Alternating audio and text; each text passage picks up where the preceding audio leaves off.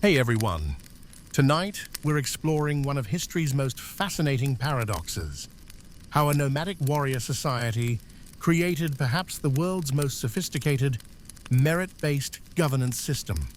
Before we settle in, take a moment to like this if you enjoy these deep historical explorations, and let me know in the comments where you're listening from and what time it is for you.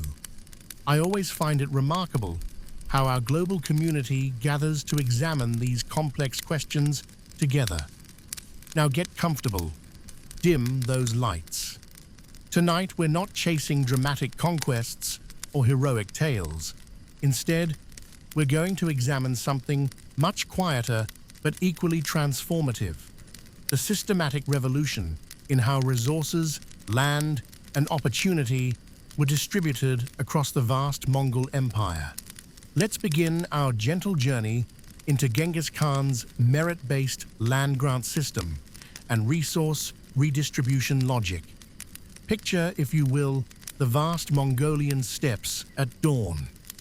The endless grasslands stretch toward distant horizons, punctuated by the orderly arrangement of felt yurts and the peaceful movement of herds.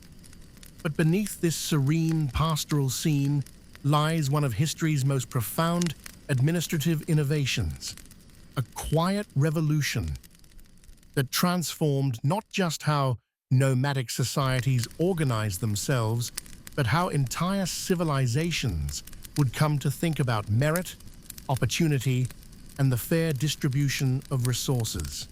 Tonight, we'll explore how Temujin, who would become Genghis Khan, gradually developed a system that challenged thousands of years of tribal hierarchy. We'll examine how traditional blood-based leadership gave way to performance-based advancement, how the decimal military organization became the foundation for economic distribution, and how conquered wealth was systematically redistributed according to merit rather than birth. This wasn't merely military efficiency, it was a comprehensive reimagining of social organization that would influence governance systems across Eurasia for centuries to come. We'll discover how this merit-based approach created unprecedented social mobility, allowing individuals from conquered peoples to rise to positions of great responsibility. We'll explore the careful balance between rewarding individual achievement and maintaining collective harmony, and we'll examine the moral complexities that emerged when nomadic values encountered the realities of governing a vast, diverse empire. As we journey through this contemplative exploration, we'll see how the Mongols developed sophisticated record-keeping systems to track merit and contribution, how they managed the delicate allocation of grazing rights and water access, and how they integrated diverse cultural traditions into a unified administrative framework. This is a story of institutional innovation achieved through patient, systematic development rather than dramatic revolution. In the gentle hours before Dolian steppes, when the first light touches the endless grasslands and the morning mist rises from countless streams, one can almost sense the quiet revolution that transformed not just these ancient pastures, but the very nature of human governance itself.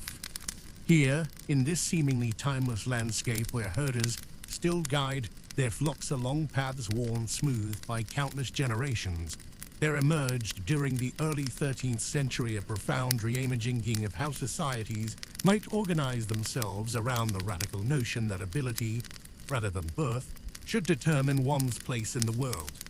The traditional steppe societies that Temujin encountered in his youth were bound by the ancient rhythms of kinship and blood, where leadership passed from father to son as naturally as the seasons turned from summer to winter. Tribal hierarchies stretched back through generations of oral tradition, each clan maintaining its position through carefully preserved genealogies and time-honored customs. Warriors followed chiefs, not because of their tactical brilliance or personal courage, but because their grandfathers had followed the chief's grandfathers, creating a social fabric woven from threads of ancestry and obligation rather than demonstrated competence. Yet within this seemingly rigid structure, young Temujin began to perceive fundamental contradictions that would eventually reshape the entire steppe world. He observed how talented individuals from lesser clans remained forever subordinate to incompetent nobles, how strategic opportunities were lost because decision-making authority rested with those who had inherited rather than earned their positions. The quiet moments of reflection around countless campfires, watching capable herders and skilled hunters defer to mediocre leaders of bloodline, planted the seeds of a revolutionary concept that would eventually transform millions of lives across Eurasia. The emergence of merit-based thinking in Mongol society was not a sudden philosophical breakthrough, but rather a gradual evolution born from practical necessity and keen observation of human nature. As Temujin slowly gathered followers and began his long campaign to unite the fractured tribes, he found himself naturally gravitating toward individuals who demonstrated real ability rather than impressive pedigrees.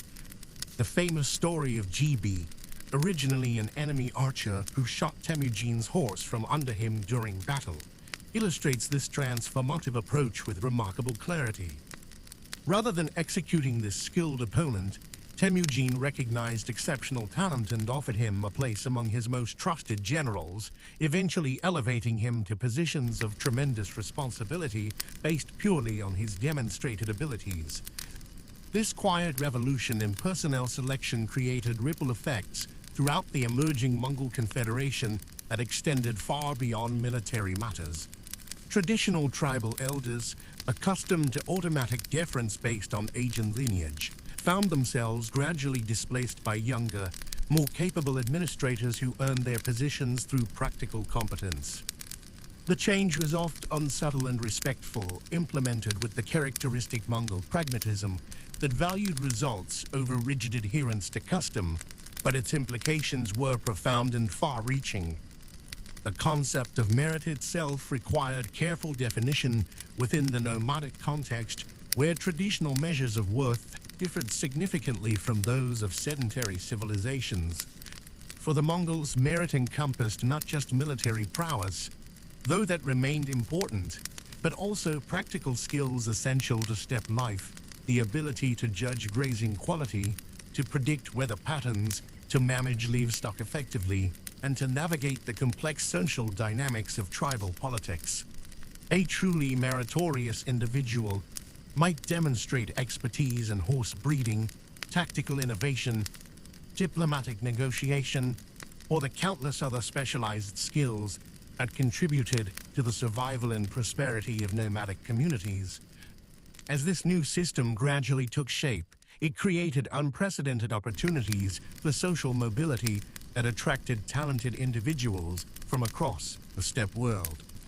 Young warriors who might have remained forever in subordinate positions under traditional systems suddenly found pathways to advancement based on their own abilities and achievements. The psychological impact of this transformation was profound, creating a dynamic energy within Mongol society that contributed significantly to their eventual military and administrative successes.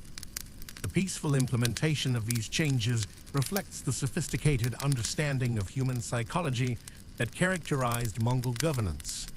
Rather than dramatically overthrowing existing structures, the merit-based system was introduced gradually, allowing traditional leaders to adapt and find new roles within the evolving hierarchy. This approach minimized social disruption while maximizing the benefits of increased competence in leadership positions, creating a stable foundation for the remarkable expansion that would follow. The gentle morning light across the vast Mongolian steppes illuminated a transformation that would reshape the very foundations of nomadic society. As the empire expanded beyond its traditional tribal boundaries, Genghis Khan's administrators faced a profound challenge: how to organize and manage resources across territories that dwarfed anything their ancestors had ever imagined. The solution they developed would prove to be one of history's most elegant examples of systematic organization emerging from practical necessity. The decimal system, as it came to be known, represented a quiet revolution in military and administrative organization.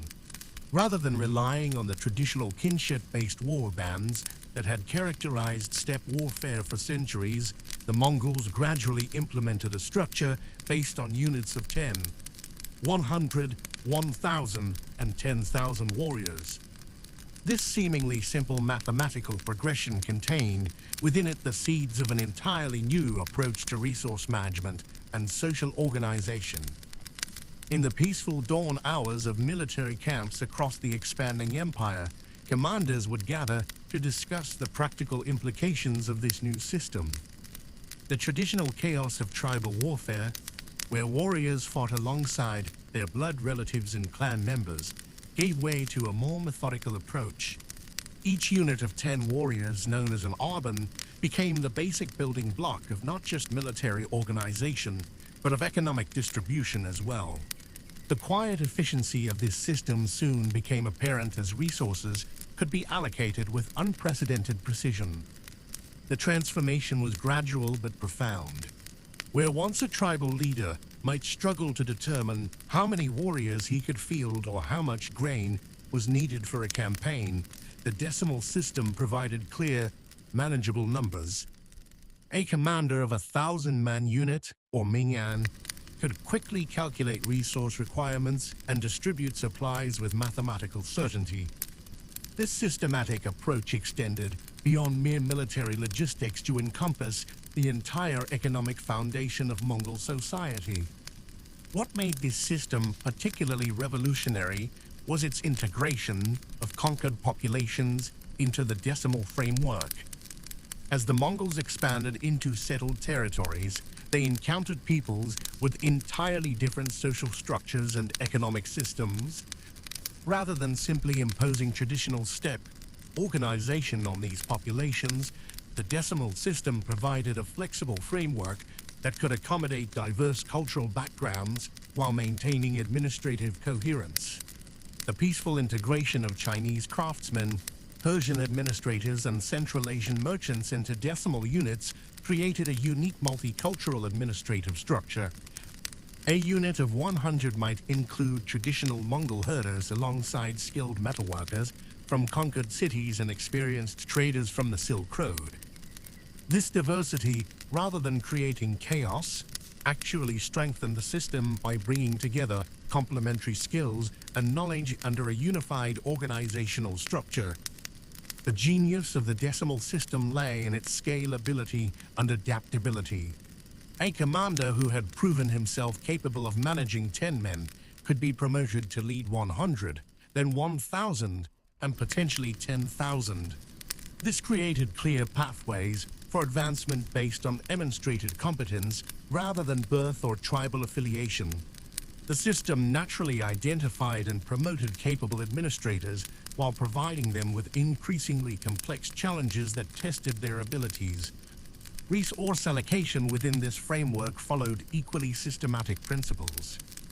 Each decimal unit received supplies based on its size and function, with careful attention to maintaining equity across different ethnic groups and specialties. The quiet efficiency of this distribution system meant that a Mongol archer, a Chinese engineer, and a Persian scribe serving in the same unit would receive proportional shares of food, equipment, and other necessities based on their roles and contributions. The record-keeping implications of the decimal system were equally significant. Traditional nomadic societies had relied primarily on oral tradition and personal memory for administrative purposes. The decimal system, however, required systematic documentation to function effectively. Scribes from conquered civilizations found themselves adapting their skills to serve this new administrative framework, creating detailed records of personnel, resources, and performance that would have been impossible under traditional tribal organization. This systematic approach to organization and resource management created a foundation for economic integration that extended far beyond military affairs. The decimal framework provided a structure for incorporating tribute from conquered territories, managing trade relationships, and coordinating the complex logistics of governing an empire that spanned multiple continents. The peaceful efficiency of this system allowed the Mongols to administer territories and populations far more effectively than their traditional tribal structures would have permitted. The cultural implications of the decimal system were equally profound. By organizing society around functional units rather than kinship groups, the Mongols created opportunities for social mobility that were unprecedented in nomadic societies. Merit and competence became the primary criteria for advancement, while traditional barriers based on birth, ethnicity, or tribal affiliation gradually diminished in importance. This transformation occurred gradually through countless small decisions and adaptations, rather than through dramatic proclamations or sudden changes. The vast steppes stretched endlessly under the morning sun, their rolling grazemans marked not by permanent boundaries, but by the subtle rhythms of seasonal migration and the ancient understanding of pastoral life. Here, in this seemingly boundless landscape, Genghis Khan's revolutionary approach to land grants would transform the very concept of territorial ownership, creating a system that balanced individual merit with collective survival in ways that sedentary civilizations had never imagined. Unlike the fixed agricultural estates of medieval Europe or the carefully surveyed rice paddies of Song China, Mongol land grants represented something far more nuanced and adaptive. These were not permanent holdings carved from conquered soil, but rather carefully allocated grazing rights, water access privileges, and seasonal migration routes that honored both the nomadic way of life and the new principles of merit-based reward. The gentle genius of this system lay in its recognition that true wealth on the steppes came not from owning land, but from understanding its rhythms and managing its resources with skill and wisdom. In the quiet hours before dawn, when the great herd stirred restlessly and the first light touched the grasslands, one could observe the profound transformation that merit-based allocation had brought to pastoral life. Where once grazing rights had been determined by ancient tribal claims and blood relationships, now the most productive pastures and the most reliable water sources were gradually being assigned to those who had demonstrated exceptional skill in animal husbandry, strategic thinking in migration planning, or outstanding service to the growing Mongol Confederation. The case of Su-but Ai, originally a blacksmith's son from a minor clan, illustrates this transformation beautifully. Through his exceptional abilities as a military strategist and his innovative approaches to coordinating large-scale movements across vast distances, he earned not only command positions, but also access to some of the finest grazing territories in the eastern steppes. His herds, now numbering in the thousands, moved through valleys that had once been reserved for traditional noble families, their seasonal migrations carefully planned to maximize the health and productivity of his animals while contributing to the broader military and economic needs of the Confederation. This redistribution of grazing rights created a fascinating paradox that reveals the sophisticated thinking behind Mongol resource management. While individual commanders and administrators were rewarded with access to prime pastoral resources, these grants came with explicit responsibilities to the larger community. The holder of excellent grazing rights was expected to maintain not only his own herds, but also to provide animals for military campaigns, to support the families of warriors serving in distant territories, and to contribute to the complex network of reciprocal obligations that held nomadic society together.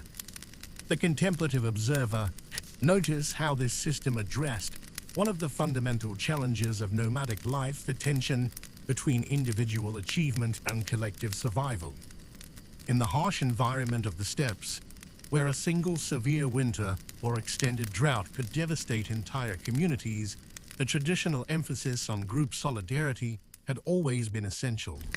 Yet this same emphasis on collective survival had often stifled individual innovation and limited opportunities for talented individuals from lesser clans to contribute their full potential to society.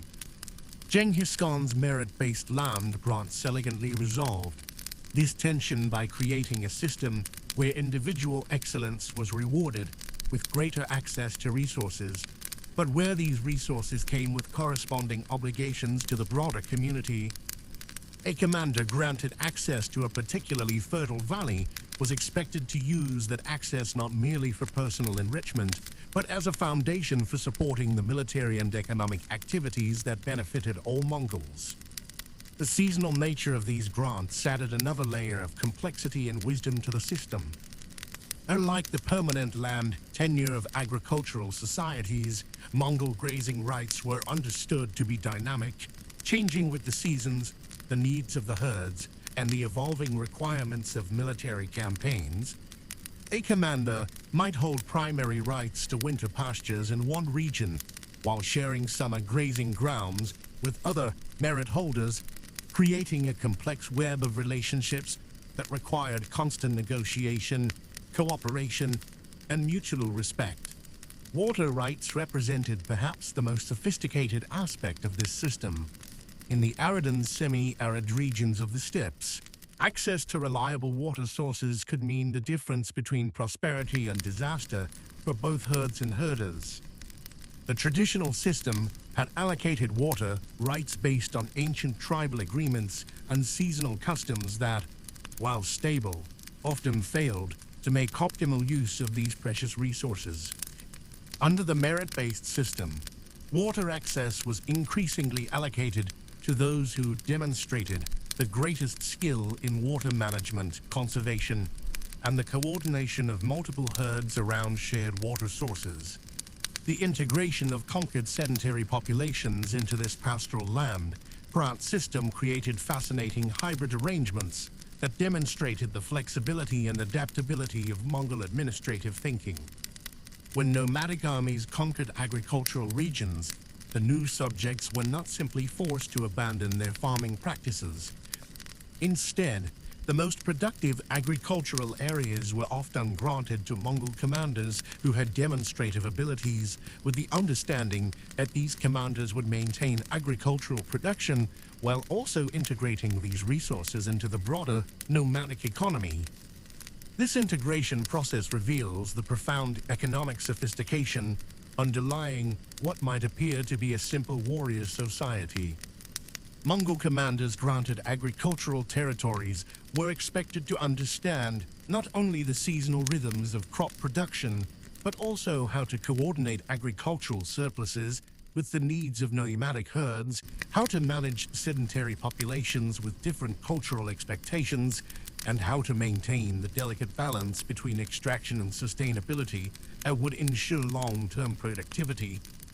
The quiet transformation of landscape use under this merit-based system created a new form of environmental management that combined the best elements of nomadic mobility with systematic resource allocation. The most skilled pastoralists found themselves managing increasingly large and diverse territories, their herds moving through carefully planned routes at maximized grass regeneration, minimized overgrazing, and maintained the ecological balance that sustained both animals and humans across the vast steppes.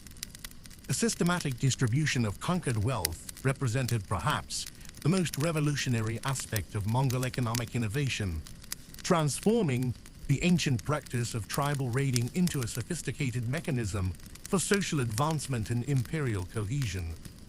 As dawn broke over the vast encampments that followed Mongol armies across the steppes, the quiet work of evaluation and distribution began, a process that would reshape the very foundations of nomadic society and create unprecedented opportunities for merit-based advancement. The traditional steppe approach to spoils had been relatively straightforward, with clan leaders and their immediate followers receiving the largest shares, while common warriors divided the remainder according to established hierarchies. Yet Temujin's emerging system introduced a radical departure from these customs, establishing detailed criteria for measuring individual contribution and systematically rewarding excellence regardless of birth or tribal affiliation. The peaceful morning scenes in Mongol camps revealed scribes and administrators carefully documenting each warrior's performance, creating written records that would determine their share of captured wealth and resources. This transformation became most evident in the aftermath of major conquests, where the sheer volume of tribute and spoils required systematic organization. The capture of Khwarezmian cities, for instance, yielded vast quantities of gold, silver, precious stones, and luxury goods that far exceeded anything the traditional steppe economy had previously encountered. Rather than allowing chaos or favoritism to determine distribution, Mongol administrators developed intricate systems for cataloging wealth and matching rewards to documented merit. Warriors who had demonstrated exceptional courage, strategic thinking, or leadership during campaigns found themselves elevated not merely through temporary recognition, but through permanent increases in their material circumstances. The decimal system's influence extended naturally into wealth redistribution, with commanders at each level receiving specific allocations based on their units' performance and their own demonstrated capabilities. Aiming Hun commander who had successfully coordinated multiple Ag Hun units during a siege might receive elaborate silk robes, fine horses, and precious metals, while individual warriors who had shown particular skill or bravery found themselves granted livestock, weapons, or craftsmen as personal rewards. This systematic approach created powerful incentives for excellence while maintaining the collective discipline essential for military effectiveness. The integration of conquered populations into this merit-based distribution system proved equally revolutionary. Skilled artisans, merchants, and administrators from captured cities discovered that their expertise could earn them significant rewards within the Mongol hierarchy. A Persian scribe who demonstrated exceptional organizational abilities might find himself granted oversight of tribute collection with corresponding material benefits. Chinese engineers who proved valuable in siege warfare received not only protection, but active promotion within the expanding imperial structure. This inclusive approach to merit recognition transformed the traditional dynamics of conquest, creating stakeholders rather than merely subjects among conquered peoples. The contemplative process of wealth evaluation revealed the sophisticated understanding of human motivation that characterized Mongol administrative innovation. Rather than simply rewarding immediate military prowess, the system recognized diverse forms of contribution to imperial success. Intelligence gathering, diplomatic negotiation, logistical coordination, and cultural interpretation all received systematic recognition through material rewards. This broad definition of merit created multiple pathways for advancement, encouraging individuals to develop specialized skills that served the empire's expanding needs. The redistribution system's impact on trade relationships proved particularly significant, as Mongol policies actively encouraged commercial activity through systematic protection and reward mechanisms.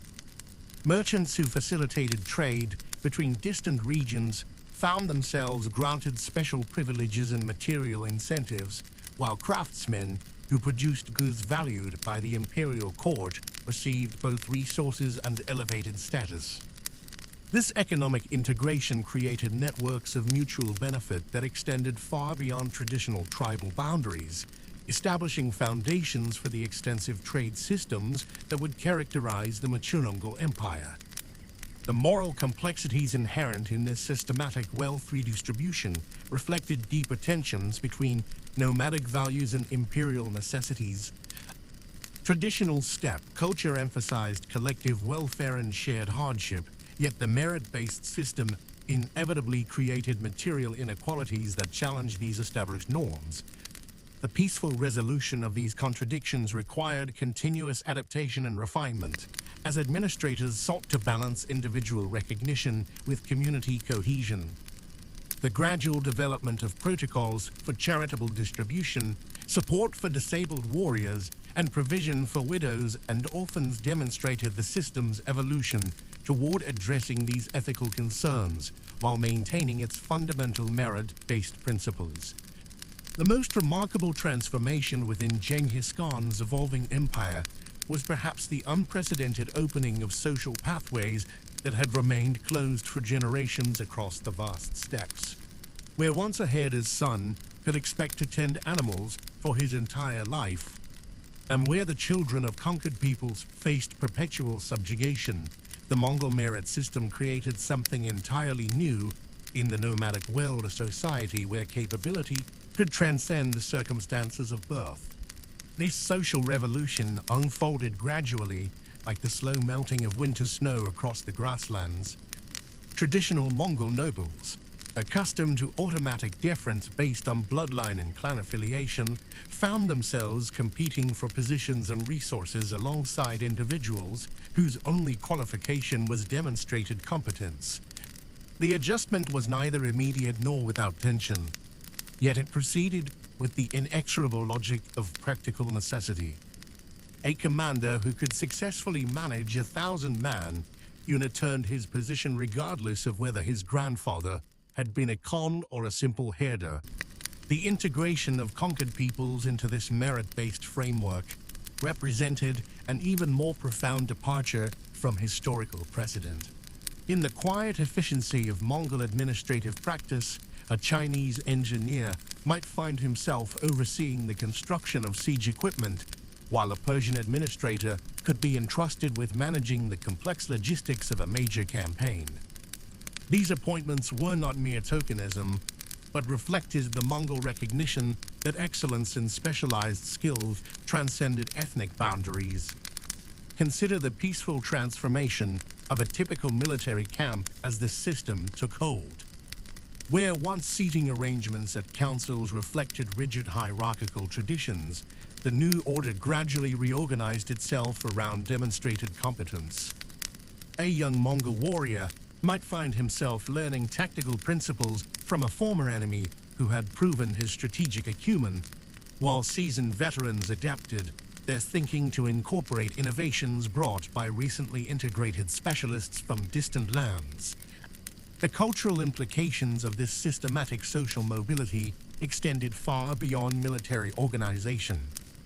As individuals from diverse backgrounds achieved positions of responsibility, they brought with them different approaches to problem solving, varied perspectives on resource management, and alternative methods of maintaining social cohesion.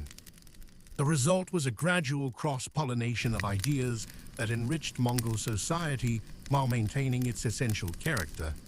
This process of cultural integration proceeded with remarkable smoothness, facilitated by the Mongol emphasis on practical results over theoretical purity. A Muslim merchant who demonstrated exceptional ability in organizing trade networks might find himself advising on economic policy, while a Buddhist monk skilled in languages could be entrusted with diplomatic correspondence. The criterion remained consistent: what could this individual contribute to the collective success of the Mongol enterprise? The experience of social mobility within this system varied considerably depending on one's starting position and particular talents. For conquered peoples, the merit system offered opportunities that would have been unimaginable under their previous rulers. A skilled craftsman might advance from producing goods for local consumption to overseeing workshops that supplied the entire army. A talented administrator could progress from managing a small district to coordinating the complex logistics of imperial governance. Traditional Mongol society, meanwhile, experienced its own form of liberation from inherited limitations. The son of a minor clan leader, previously constrained by his family's modest status, could now aspire to high command through demonstrated military prowess. The daughter of a herding family might find herself managing the economic affairs of a major administrative unit, her success measured not by her ancestry, but by her ability to ensure adequate supplies and efficient distribution. This transformation was not without its complexities and occasional contradictions. The tension between maintaining traditional Mongol values and embracing the diverse contributions of integrated populations created ongoing challenges for administrators and individuals alike. How could the society preserve its essential character while simultaneously opening itself to fundamental change? The answer emerged through the gradual development of a new cultural synthesis that honored both continuity and innovation. The daily reality of this multicultural meritocracy revealed itself in countless small interactions and adaptations. A Mongol officer might adopt administrative techniques learned from a Chinese subordinate, while that same subordinate could find himself incorporating step leadership principles into his own management style. These exchanges occurred naturally, without formal mandate or systematic instruction, driven by the practical recognition that effective collaboration required mutual learning and adaptation. The long-term implications of this social transformation extended far beyond the immediate needs of military organization or administrative efficiency. By creating a society where merit could transcend traditional boundaries, the Mongol system established precedents that would influence governance concepts across Eurasia for generations.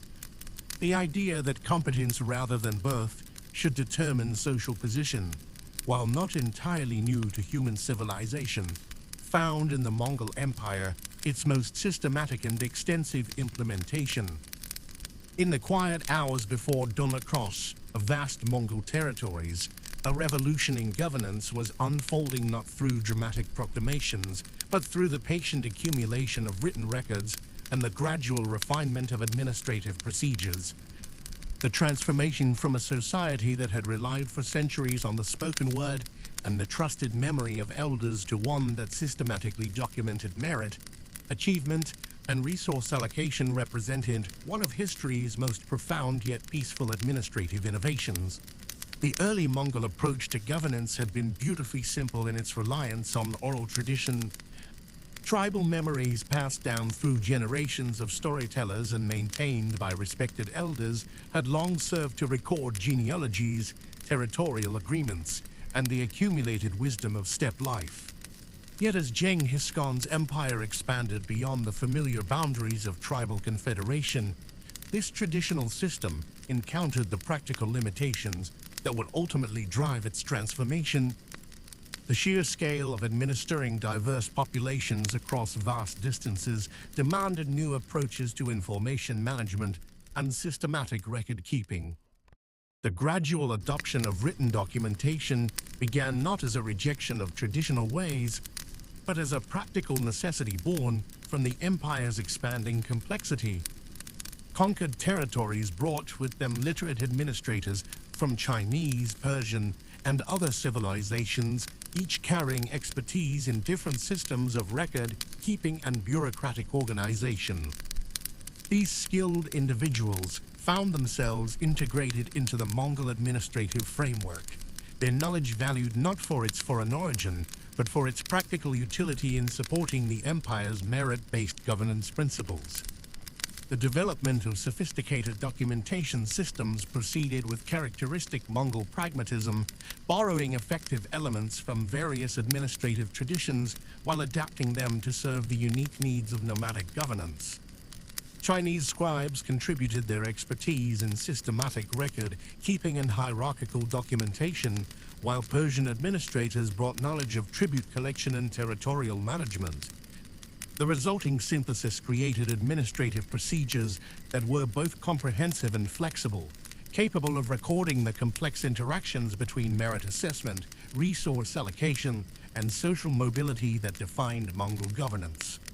The process of documenting merit and achievement required careful attention to the diverse ways in which individuals could contribute to the empire's success. Military valor remained important, but the expanding empire increasingly valued skills in diplomacy, trade management, linguistic expertise, and cultural mediation. Administrative records began to reflect this broadening definition of merit, documenting not only battlefield achievements, but also successful negotiations, effective resource management, and innovative solutions to governance challenges. The quiet work of scribes and record keepers thus became essential to maintaining the fairness and effectiveness of the merit-based system. The integration of various administrative traditions created fascinating tensions and opportunities within the developing bureaucratic framework. Traditional Mongol values of directness and practical effectiveness sometimes conflicted with the more elaborate documentation procedures favored by sedentary civilizations. Yet these differences were resolved through patient experimentation and gradual adaptation, creating hybrid systems that preserve the essential spirit of merit-based governance while incorporating the systematic thoroughness that written records could provide. The evolution of record-keeping systems reflected the empire's growing sophistication in managing cultural diversity and administrative complexity. Documents began to appear in multiple languages and scripts, reflecting the multilingual nature of the empire and the practical need to communicate effectively with diverse populations. The development of standardized forms and procedures helped ensure consistency across different regions while allowing for local adaptation and cultural sensitivity. The peaceful transformation of Mongol administration through systematic documentation represented more than mere bureaucratic efficiency. It embodied a fundamental shift in how societies could organize themselves around principles of merit and achievement. The careful recording of individual contributions and systematic evaluation of performance created unprecedented opportunities for social mobility while maintaining the cohesion and effectiveness that had made Mongol governance so successful. Through the quiet work of administrators and scribes, the empire was creating institutional foundations that would influence governance systems across Eurasia for centuries to come, demonstrating how thoughtful administrative innovation could serve both practical needs and higher ideals of fairness and opportunity. The contemplative observer of Mongol administrative innovation encounters, in the system's mature development, a landscape of profound moral complexity that reveals itself like morning mist gradually lifting from the steppe. The merit-based redistribution system that had emerged from Genghis Khan's revolutionary vision carried within its very success the seeds of fundamental contradictions of nomadic governance. Consider the peaceful deliberations that must have occurred in the felt tents of Mongol administrators as they grappled with the practical implications of their idealistic system. The concept of merit itself, seemingly straightforward in its appeal to fairness and capability, revealed layers of interpretive difficulty when applied to the diverse populations of an expanding empire. What constituted merit for a traditional Mongol warrior might differ fundamentally from the valuable contributions of a Chinese engineer or a Persian administrator, each bringing skills essential to imperial function, yet measured by entirely different standards. The quiet tension between meritocratic ideals and practical governance needs manifested most clearly in the allocation of resources among different ethnic groups within the empire. Traditional Mongol values emphasized martial prowess and loyalty to the Khan, yet the administration of conquered territories required skills in agriculture, craftsmanship, and trade that had never been central to steppe culture. The system found itself in the delicate position of rewarding non-traditional forms of merit while maintaining the cultural identity that had enabled Mongol success. Regional variations in the implementation of merit-based policies reveal the adaptive nature of Mongol administration, yet also highlight the inherent contradictions within the system.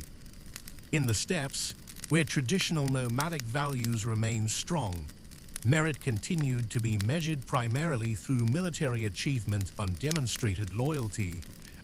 However, in the sedentary regions of China and Persia, local administrators necessarily emphasized different criteria, recognizing scholarly achievement, administrative efficiency, and economic productivity as equally valid forms of merit-deserving reward. The moral complexity deepened as the system matured and administrators confronted the challenge of maintaining social cohesion while rewarding individual achievement.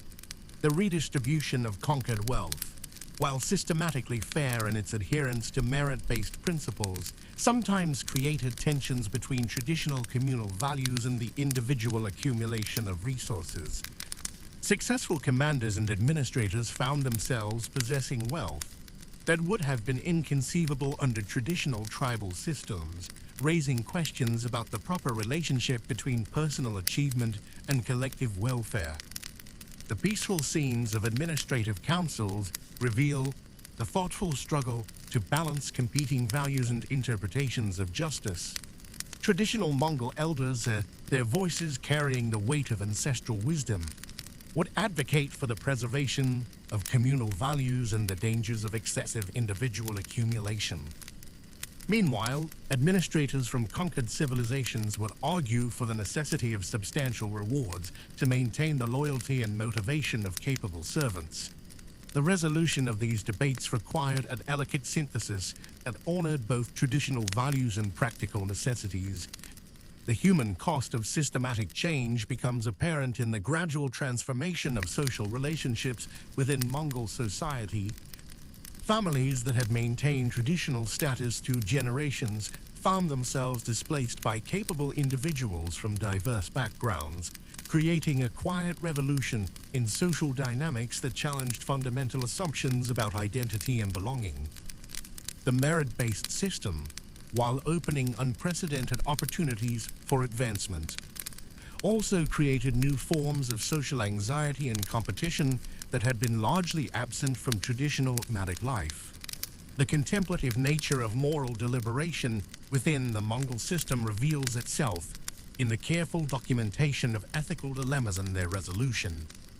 Administrative records suggest a thoughtful engagement with questions of fairness, justice, and the proper measurement of human worth that transcended simple pragmatism. The development of new ethical frameworks for governance required the integration of diverse philosophical traditions, creating a unique synthesis that reflected the multicultural nature of the empire. As the system evolved, administrators discovered that the measurement of merit itself became increasingly complex, requiring sophisticated methods of evaluation that balanced quantifiable achievements with less tangible qualities of character and potential.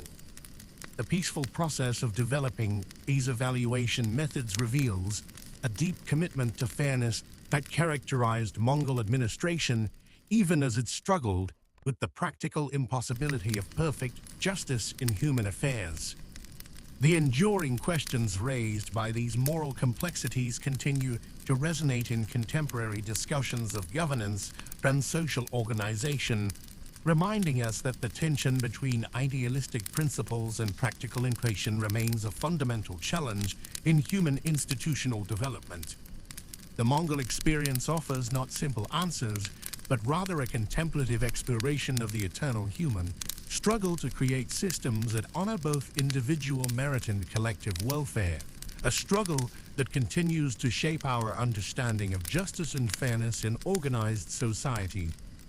As we draw our contemplative journey through the vast steps of Mongol innovation to its peaceful close, we find ourselves returning to that timeless landscape where revolutionary ideas took root in the most unlikely soil.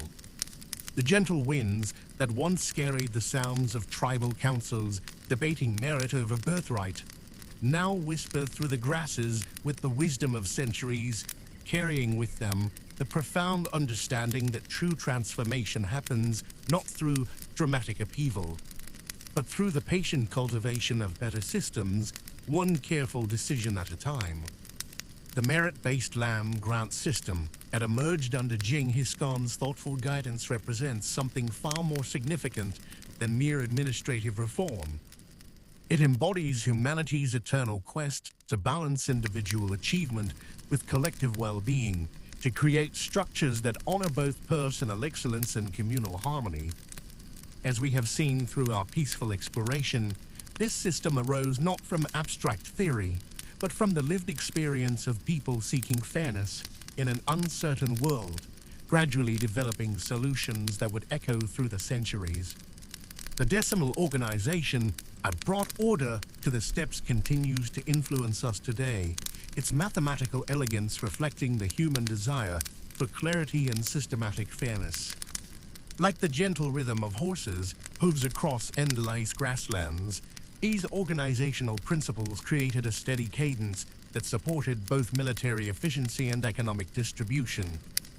The quiet revolution of placing competence above birth opened pathways that had never existed before, allowing talents to flourish regardless of their origin, creating a society where merit could truly find its proper recognition. The redistribution of wealth and resources that we have contemplated reveals the profound moral complexity inherent in any system of governance. The Mongol approach, with its careful balance between rewarding achievement and maintaining social cohesion, demonstrates how ancient peoples grappled with questions that remain relevant today.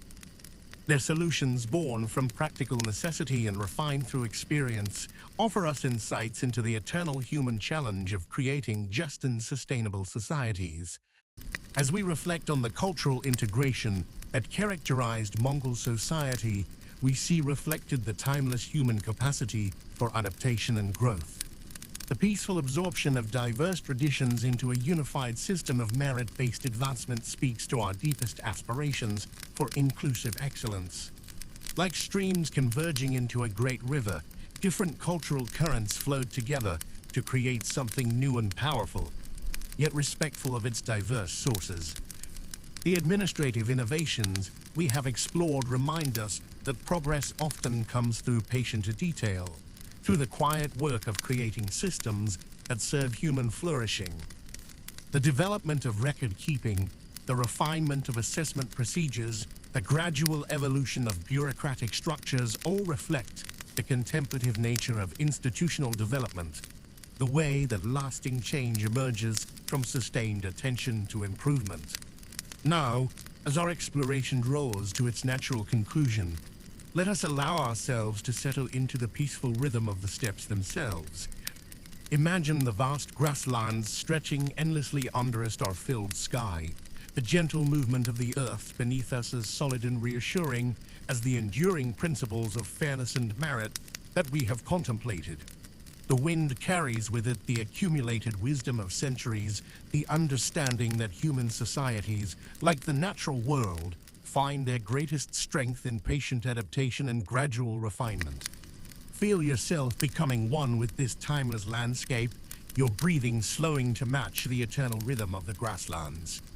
The complex systems we have explored fade into the background, leaving only the essential truth that humans have always sought to create better ways of living together. This seeking itself is peaceful, natural, as inevitable as the turning of seasons across the steppes. Let the gentle wisdom of the Mongol innovation settle into your consciousness like morning dew on grass, refreshing and life-giving. The merit-based systems, the careful redistribution of resources, the thoughtful integration of diverse peoples, all of these represent humanity's finest impulses toward justice and excellence. As you rest in this understanding, feel yourself supported by the accumulated wisdom of all those who have worked to create fairer, more effective ways of organizing human society. The vast steppes stretch on forever, peaceful and eternal, carrying within their endless expanse the quiet satisfaction of problems thoughtfully solved, of systems carefully refined, of human potential systematically nurtured. In this timeless landscape, where merit found its proper recognition and resources flowed to support the common good, we find the deepest peace that comes from understanding our place in the long story of human progress toward justice and excellence. Rest now in this profound tranquility, supported by the wisdom of ages, surrounded by the gentle winds of the eternal steppes, where the best of human innovation continues to whisper its peaceful truth across the endless grasslands of time.